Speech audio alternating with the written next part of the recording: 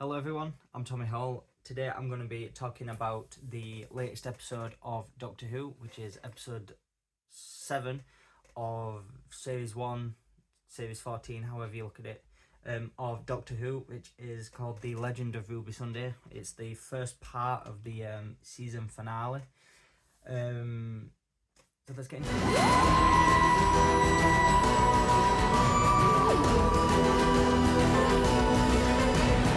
So the episode opens up with this cool shot of the TARDIS flying over London before eventually going into Unit HQ. I think with this whole like Disney budget and stuff like that, gone through like just the way the TARDIS looks is so cool. Now we know there's something's not quite right with the TARDIS. We've known this since Wild Blue Yonder. Plus, whenever the TARDIS lands, it doesn't just appear. Sometimes it appears, sometimes it just crashes. Like it flies into Unit HQ instead of appearing. We don't know whether it's done that on purpose or whether the Doctor just wanted to do a cool entrance. And then in Space Babies, it kind of just crashed into the spaceship. So as soon as the Doctor walks out, he sees Rose Noble, talks to Rose, but then mentions Rose's uncle, who we know is the 14th Doctor, David Tennant's incarnation, that when the bi-regeneration happened at the end of The Giggle, split them both in half. The 14th Doctor stayed on Earth living with the Noble family, but he still has a TARDIS. So yeah, and then obviously the Vlinks has got a new. I've got a whole like list of stuff on here. So the Vlinks, he's got a new look. Vlinks look cool as well. I wonder where it's going to come in though, because we don't really know the origins of the Vlinks. We kind of just met him in The Giggle, so we're a bit. And then we're introduced to 2 new unit members. So we no longer have Shirley Ann Bingham. She's no longer there. She'll probably show up again though, I imagine. Instead, we've got Harriet Arbinger. Well, we don't find out that's the name until later on. And we've got Maurice Gibbons, who's played by Lenny Rush. So the first thing we do is we end up looking back at all of these Susan twists. Everywhere I land, a woman appears. Look. So she is a comms officer in the planet Pacifico Del Rio. She's someone's mum in fine time. She's an ambulance. She's a portrait in 1813, and the list goes on. Planet Slug, she's a Slug mum. Planet Varsite, she is a Griffin. The 5-fold configuration, she's a Bleat, so she's everywhere. She must be here. So I'm hoping that UNIT can find her and analyze her. She's always middle-aged, about so high, 60, slim, fair hair. What? What is it? And right on cue. And then we end up being introduced to Susan Triad. So we know about Susan Triad, and then we get the whole S Triad anagram, which spells out TARDIS. And then we also get the epic like pre-credit scene cliffhanger thing before the show cuts to the titles, and it's the whole Ruby says, "Oh, her name's Susan," and Doctor's like, "Susan is the name of my granddaughter." So yeah, and then when we come back from the titles, first thing we talk about is regeneration. The Doctor explains to Ruby the whole concept of regeneration.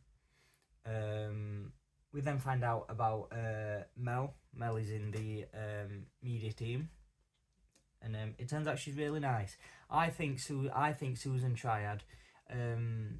I think she's just a normal person who maybe Sutek's managed to like not hack into, but kind of taken over her mind or whatever. The next bit that stood out to me is when they all start talking about Ruby Sunday, and they mention Davina McCall, and Maurice is like, "Oh, what's going on?" Because everyone's like, "Oh my god, I love Davina. Oh my god, is she nice?" Stuff like that. We then find out about the VHS, which plays a big part of the episode later on. And then we've got the episode title name drop. Now, the name of each episode has been mentioned. Like, so like in Space Babies, the Doctor's forever calling the babies the Space Babies. Episode 2, Devil's Cord, obviously, like, it's obvious. Episode 3, Boom, the Doctor says boom. Episode 4, 73 yards. That's the whole point. And then I've lost count. The next episode, Dot and Bubble. Obviously, you say Dot and Bubble and it activates the thing. Rogue, the Doctor calls Rogue by his name, Rogue. And then obviously we've got the Lindsay Ruby Sunday. Carla says it when she kind of gives it the name of the VHS. So I imagine somewhere along the next episode, either the Doctor or someone else, or maybe Sutek himself will say, "Oh, this is my Empire of Death," or something like that. And then we've got Mrs. Flood, who at 1 o'clock at night, well, in early morning, but around midnight, is absolutely terrifying when she starts looking directly into your soul. So she breaks the fourth wall again with the "He waits no more." And then come back to Unit HQ. We've got Kate and the Doctor talking about his granddaughter, which I quite like, because she's not really got mention in the past how many years since Carol Ann Ford originally left. I know she appeared in the anniversary, the 5 Doctors. I believe it was the 5 Doctors. Yeah, you don't really hear much of her anymore. Except from in The Devil's Cord when she's briefly mentioned, and then now I imagine, fingers crossed, she will probably show up right at the end of Empire of Death. It'd be nice anyway. And then I quite like the bit where Kate's like, "Oh, why don't you go see it?" Doctor's like, "Oh, ruin," and she's like, "Well, for what it's worth, I think you bring joy." The tripod nearly fell over then. I feel like like when Bad Wolf is Bad Wolf, but the moment basically says like, "Oh, it's like a sign of hope. No matter who you are, even for the Doctor, it still means hope." So that's what I like to think, and that also goes back into what Kate Stewart said earlier about the Doctor bringing joy. But that's what makes TARDIS so scary, because it's like a character. It's the one character that's always been there. You've always seen it as like a good guy. I mean, it's been taken over, but so's the Doctor's been taken over at times. Do you get what I mean? But you still see it as like a sign of hope. So I think that's what makes the TARDIS a bit more scarier. And then obviously cut back to Susan Triad. You've got there's a voice talking to Susan Triad, and she's there questioning everything about the dreams and about what the Doctor had said to her.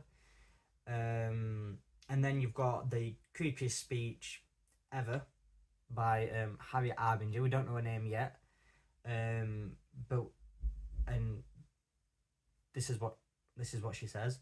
"He has hidden in the howling void. He has hidden within the tempest. He has braved the storm and the darkness and the pain, and he whispered to the vessel. All this time he whispered and delighted and seduced, and the vessel did obey. For none should be more mighty and none should be more wise than the king himself. The Lord of Time was blind and vain and knew nothing." See, I imagine we're going to find out, but which version of the Lord of Time is she on about? Is she on about the 4th Doctor, Tom Baker? Is she on about the 14th Doctor, David Tennant? Or is she on about the 15th Doctor? Ooh, Ncuti Gatwa. We don't know. And then there's the big final reveal, which I think is absolutely amazing and brilliant, perfectly well done. And she goes, "His only true name forevermore is," and then the anagram changes. It goes to Sutek, and then it comes together, and you have the final Sutek. I think that's amazing. That reveal is amazing. I think it's as good as series 4 when they're like, why is the planets in the sky, whatever, and there's something being said, and then they decode it and it's just exterminate. I think it's amazing. It sends shivers down your spines. Well, I assume it does for like proper like hardcore Doctor Who fans like me. I obviously weren't alive when Sutek first fought the 4th Doctor, but I obviously know about Sutek. So I suppose for new viewers, they won't really know, but I still think it makes a scary thing because they sort of introduce this whole he's the like god of gods kind of thing. He's like he's the top dog of the gods, kind of thing. So I think the whole episode was good. I think so far it's been my favorite RTD story. Apart from the giggle, because I think the giggle's amazing. But of this series, because my favourite episode of the series is Boom. I'm a big fan of Stephen Moffat, I always will be. But I think this episode is brilliant. I can't wait for Empire of Death. They were showing it. They're showing it in cinemas. Well, they're showing The Legend of Ruby Sunday, and then they're showing The Empire of Death. On the cast list of the cinema, it says Sean Pertwee's in it. So I imagine he will along the way have a cameo as the Third Doctor. Don't know how that's gonna work though, because on the guide on Radio Times, it says it's got something to do with the Third Doctor. Sutek fought the Fourth Doctor, so when it said Third Doctor, I assumed so it's Omega, but then I thought like the whole Sutek thing, it was guessed ages ago because it's like Susan Triad technology. Sutek. It's a bit weird. Plus the whole thing with the anagram of TARDIS, we thought, right, it's got to be Omega. It's got something to do with the TARDIS. It's Omega, something like that. But then obviously it was just put as that to kind of get the Doctor's attention. Susan TARDIS. Do you know what I mean? But I feel like if it was Susan, it'd still be Susan Foreman because that was obviously her last name. Well, what we know anyway. But yeah, I really can't wait for Empire of Death. I'll most likely do another one of these videos where I just talk about it, make a list, talk about it. It gives me an excuse to rewatch it. I've rewatched this episode loads and loads of times. But yeah, if you made it to the end, well done. I knew it. I'd literally just write down and then talk about it. It would basically not just basically me just retelling what happened. You know, yeah. I enjoy making the video. The video is there. If you enjoyed it, thanks. I'll probably watch Empire of Death, and tell you what I think about it. Thanks for watching, and that's my chair, by the way, being all creaky. Thanks for watching. See you later.